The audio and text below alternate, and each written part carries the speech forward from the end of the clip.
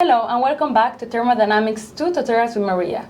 We're going to be solving the second part of a simple Brayton cycle, but we're going to be adding a regenerator. And then we are asked to find the new thermal efficiency. So what is a regenerator? It's a heat exchanger or just a device that is going to take the heat from a part of the system and is going to send it to another part. In this case, we're going to have, as before, the fluid going to the isentropic compression. Then we're going to go to the regenerator.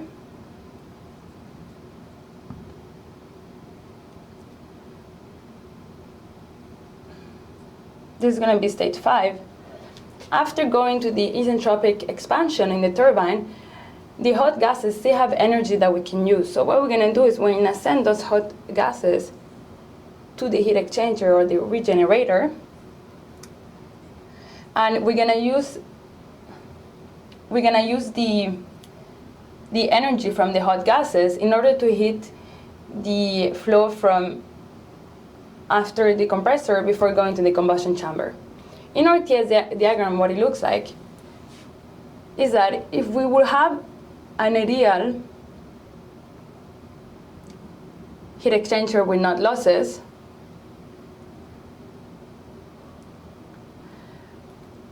we will go from 2 to 5 primes. But because we actually always have losses, our heat exchanger is not perfect, we're going to heat from 2 to 5. So to find the thermal efficiency, we can start by writing the equation, which we know is going to be the work net, which is going to be equals to the work of the turbine minus the work of the compressor over the heat input. If we write the equations for each of the components, we know it's going to be equals to Cp times the temperature at 3 minus the temperature at 4. These are all the temperatures we have found in the problem before. So it's going to be kilojoule per kilogram per Kelvin. T3 is 1,373 minus 675 of 5 kelvins, and this is going to be equals to 774 kilojoule per kilogram. For the work of the compressor, we know it's going to be equals to T2 minus T1. So that's going to be equals to 1.004 kilojoule per kilogram per Kelvin. Temperature at 2 is 595.94 minus 293 kelvins, and it's going to give us a work of the compressor of 303.61 kilojoule per kilogram. For the heat in, we're told that it's an ideal regenerator, so we assume that there's no losses in the heat exchanger. So that's why we can say that the heat in is going to be equals to Cp times temperature 3 minus temperature at 5 prime, if it's ideal. And if it's ideal, we know that temperature at 5 prime is equal to the temperature at 4. And we can see here that is the same. If we have an ideal heat exchanger, the heat in is going to be equal to the work of the turbine, which we already calculated, which is 774 kilojoule per kilogram.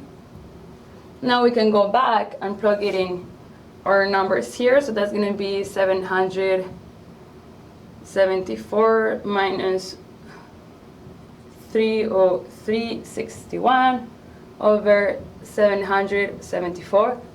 And that is going to give us a thermal efficiency of 56.7. And we see that before we found around 50% of the thermal efficiency, and now we went out by 6%.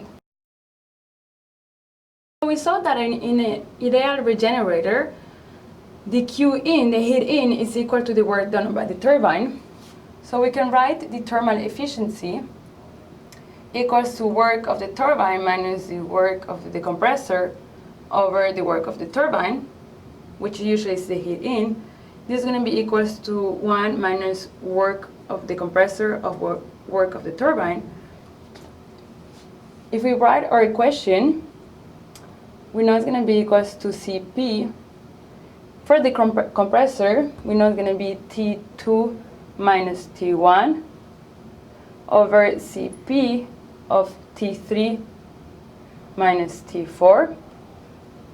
This one cancel out. And we're going to rewrite this, taking out the temperature 1, the first parenthesis, minus 1 over T3, 1 minus T4, T3. Let's recall the isentropic equation. So we know that T2 over T1, when we have constant entropy, is going to be equals to P2 over P1, K minus 1 over 1, K. We also know that P2 over P1, that's equal to the compression ratio. So this is going to be equals to compression ratio, K minus 1, K. And also what we know is that temperature at 4 over temperature at 3 can be equals to 1 minus RC, K minus 1 over K. Now we can plug in back into this equation. So we're going to find for the thermal efficiency, it's going to be 1 minus T1 over T3. T2 over T1, we say is going to be compression ratio K minus 1 over K minus 1 over 1 minus 1 over compression ratio K minus 1 K. Now if we just rewrite it, we're going to find it's going to be equals to 1 minus T1 over T3. Now we're going to do it under the same denominator. So we're going to have RC K minus 1 K minus 1 over RC K minus 1 K. Then we're going to have RC K minus 1 K minus 1. So this is a division of a division. So if we bring it up, this is going to cancel. And we're going to find the thermal efficiency of 1 minus T1 over T3